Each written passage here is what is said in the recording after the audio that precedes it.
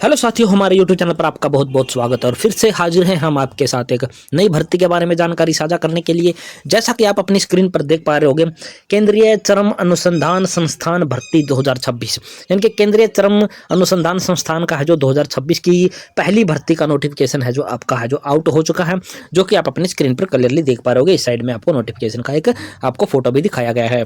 MTS के पदों के साथ साथ है जो अन्य पदों पर भी है जो भर्ती आपकी निकली है और इस वीडियो में आपको बिल्कुल ऑफिशियली नोटिफिकेशन के माध्यम से आपको जानकारी मिलेगी कि आपके हैं जो कुल पद कितने रहने वाले हैं, आयु सीमा क्या रहने वाली है, सैलरी आपकी क्या रहने वाली है, आवेदन करने का तरीका क्या रहने वाला है, एप्लीकेशन फॉर्म कब से शुरू होने वाले हैं और इसकी लास्ट डेट क्या रहने वाली है। सारी जानकारी बिल्कुल आपको ऑफिशियली नोटिफिकेशन जो वेबसाइट पर डाउनलोड किया जाता है गवर्नमेंट के द्वारा, उसको ओपन करके एक एक स्टेप बाय स्टेप है जो पूरी जानकारी इस भर्ती के बारे में आपको मिलने वाली है। तो आपको लेकर के चलते हैं सीधा सीधा ऑफिशियली नोटिफिकेशन पर।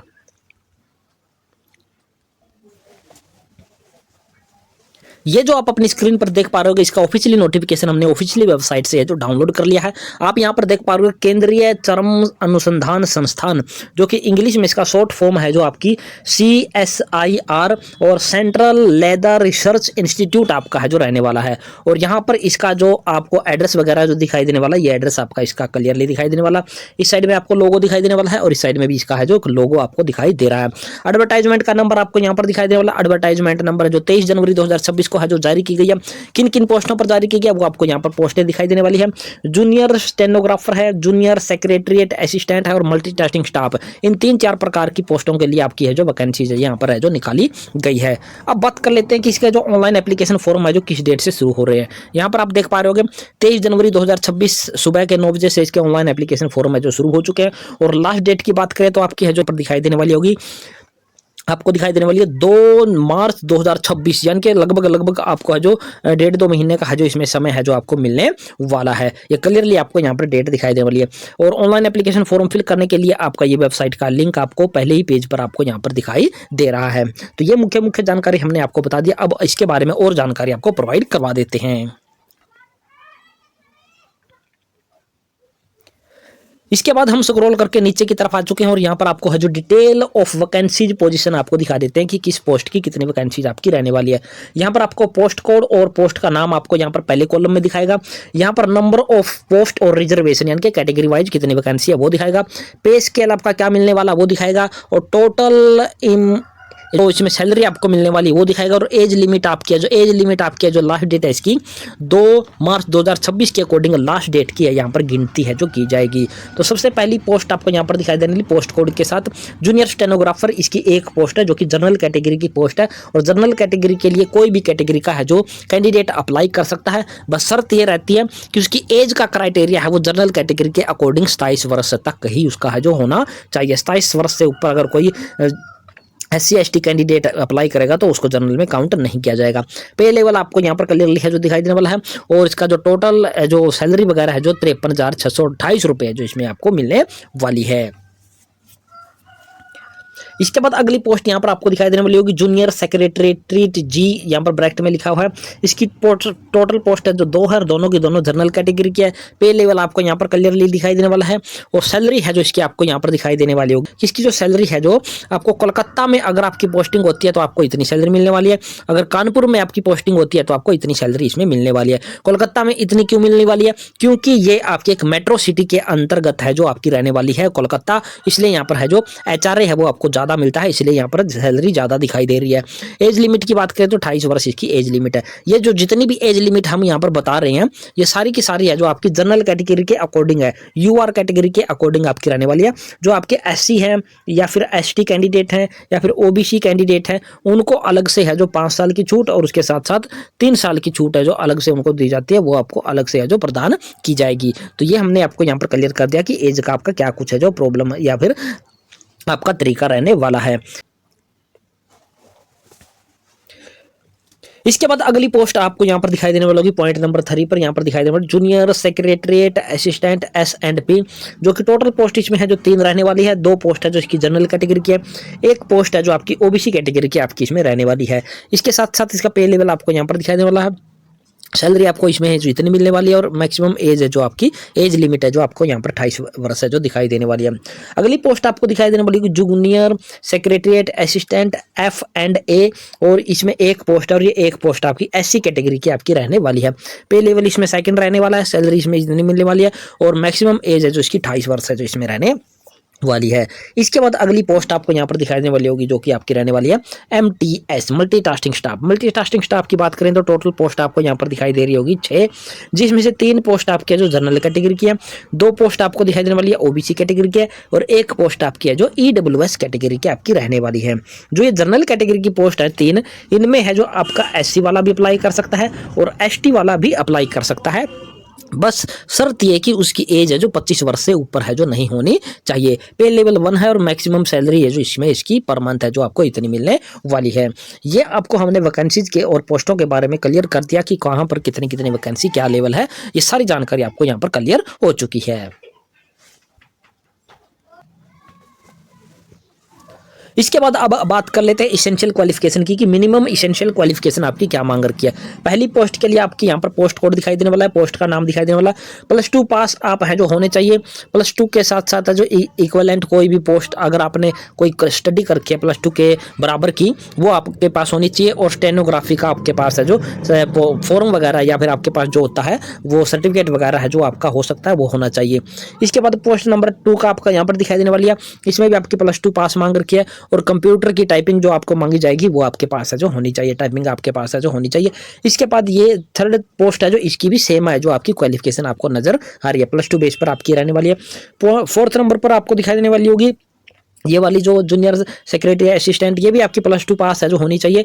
+2 pass and it is equivalent with accountancy, यानी कि अकाउंट का एक सब्जेक्ट आपके पास होना चाहिए। कहने का मतलब है कि आपने +2 है जो कॉमर्स साइड से कर रखी हो और कंप्यूटर की आपके पास है जो टाइपिंग है जो होनी चाहिए। इसके बाद आ जाता है आपका पॉइंट नंबर 5 पर जो कि मल्टीटास्किंग स्टाफ की पोस्ट थी। इसेंशियल क्वालिफिकेशन आपकी सिंपली इसमें है जो 10th आपकी मांग रखी है और डिजायरेबल क्वालिफिकेशन में आपकी +2 मांग रखी है। डिजायरेबल क्वालिफिकेशन अगर आपके पास नहीं है तो भी काम चल जाएगा, लेकिन 10वीं पास आपके पास है जो होनी ही होनी चाहिए। तो ये है जो क्वालिफिकेशन के बारे में आपको यहाँ पर बात है जो सारी की सारी क्लियर हमने कर दी है। इसके बाद आगे बात कर लेते हैं कि एप्लीकेशन फीस है जो आपकी क्या लगने वाली है। अगर आप एक से ज़्यादा पोस्टें अप्लाई करोगे तो अलग अलग पोस्ट के लिए अलग अलग फीस है जो आपने क्या है पे करनी पड़ेगी। पहले से ही इन्होंने यहाँ पर क्लियर कर दिया है। यहाँ पर आपको क्या दिखाई देने वाला है कि आपकी 500 रुपये की फीस है जो इसमें आपकी लगने वाली है। किन कैटेगरी की लगने वाली है? जो आपके जनरल कैटेगरी के कैंडिडेट हैं, EWS के कैटेगरी के कैंडिडेट है, OBC कैटेगरी के कैंडिडेट हैं, उनकी 500 रुपये है जो इसमें फीस है जो लगने वाली है। लेकिन जो आपकी वोमेन कैंडिडेट हैं, SC ST PWD candidate, ex serviceman candidate, उनको एक्सटेम्प्ट यानी कि छूट है जो उनको है जो आपको है जो फीस में छूट है जो 100% छूट है जो दे रखी है। तो फीस के बारे में आपको यहाँ पर क्लियरली है जो हमने यहाँ पर बता दिया। फीस है जो आपको स्टेट बैंक कलेक्ट का एक लिंक आपको दिया गया है एडवर्टाइजमेंट में ही, उसके माध्यम से आपने फीस है जो इसकी पे करनी होगी। इसके बाद आगे बात कर लेते हैं scheme and syllabus for examination, यानी कि जो इसका एग्जाम होगा रिटन एग्जाम जो होगा सिलेक्शन के लिए, उसका जो जूनियर स्टेनोग्राफर का जो कॉम्पिटिटिव रिटन एग्जामिनेशन आपका होगा OMR बेस्ड होगा, यानी कि आपका ऑफलाइन मोड में आपका पेपर होगा और आपका इंग्लिश और हिंदी लैंग्वेज में आपका जो पेपर है जो आपका हो सकता है और स्टैंडर्ड लेवल है जो इसका रहने वाला +2 का रहने वाला है। टोटल क्वेश्चन है जो आपके 200 नंबर के रहने वाले होंगे। 2 घंटे 40 मिनट का टाइम आपको है जो इसमें है जो मिलने वाला है। इसके बाद आपको जो यहाँ पर है जो सिलेबस इसका दिखा रखा कि क्या क्या चीज़ें आएंगी। जनरल इंटेलिजेंस रीजनिंग के आपके 50 क्वेश्चन होंगे, 85 नंबर के होंगे और 1/4 की आपकी इसमें नेगेटिव मार्किंग आपकी रहने वाली है। जनरल अवेयरनेस के 50 प्रश्न होंगे, 85 क्वेश्चन होंगे और 50 नंबर के नेगेटिव मार्किंग आपकी 1/4 की रहने वाली है। इंग्लिश लैंग्वेज एंड कॉम्प्रीहेंशन आपके 50% और 100 क्वेश्चन और 100 नंबर के आपके रहने वाले हैं। इस प्रकार से 200 क्वेश्चन 200 नंबर आपके यहाँ पर है जो क्लियर है जो आपके हो जाते हैं। इसके बाद जो जनरल इंटेलिजेंस के बारे में, इसके बाद अवेयरनेस के बारे में और इंग्लिश कॉम्प्रीहेंशन के बारे में क्या क्या पूछा जाएगा उसके बारे में डिटेल में आपको जानकारी यहाँ पर है जो क्लियरली दिखाई देने वाली है। इसके बाद अगली पोस्ट है जो आपको यहाँ पर प्रोफिशिएंसी टेस्ट इनोग्राफी में जो आपका टेस्ट होगा वो 10 मिनट का टेस्ट होगा। 80 वर्ड पर मिनट के हिसाब से इंग्लिश और हिंदी की आपको ड्यूरेशन वगैरह दे रखी है कि आपका टाइपिंग टेस्ट वगैरह जो होगा स्टेनोग्राफी का वो आपका किस प्रकार से क्या रहने वाला है।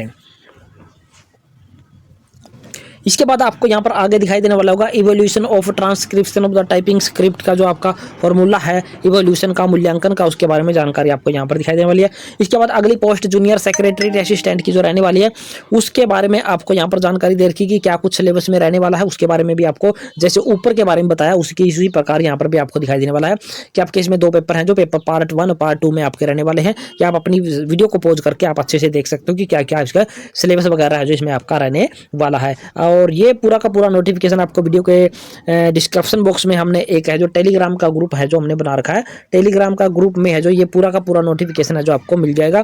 टेलीग्राम ग्रुप का लिंक वीडियो के डिस्क्रिप्शन बॉक्स में आपको मिल जाएगा, वहां जाकर के आपने टेलीग्राम ग्रुप को ज्वाइन कर लेना है और ये पूरा का पूरा नोटिफिकेशन टेलीग्राम ग्रुप से जाकर के आपने डाउनलोड कर लेना है। इसके बाद मल्टीटास्किंग स्टाफ के लिए भी आपको ऑफलाइन मोड में इसका पेपर होने वाला है, 10वीं बेस आपका इसका पेपर रहने वाला है। 150% इसमें रहेंगे, 150% के लिए भी आपको 2 घंटे 40 मिनट का टाइम है जो आपको दिया जाएगा।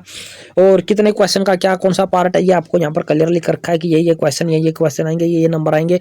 और यहाँ पर है जो 1 negative marking every wrong answer, एक प्रत्येक गलत के लिए 1 नंबर है जो आपका काट लिया जाएगा। इसके बाद ये आगे की और भी जानकारी आपको यहाँ पर दिखाई देने वाली होगी, क्या कुछ आपका है जो इसमें मांग रखा है। ये पूरा का पूरा नोटिफिकेशन आपका रहने वाला।